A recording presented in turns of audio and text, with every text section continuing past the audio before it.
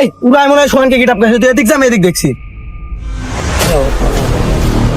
তোর দুজনের এই শেষ দিন।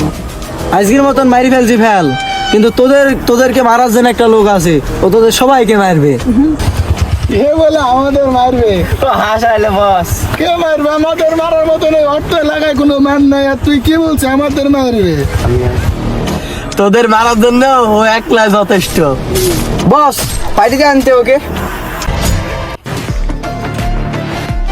আজকে আমার তোর বন্ধুকে 100টা পূর্ণ হলো খুন করা, খালাস কর।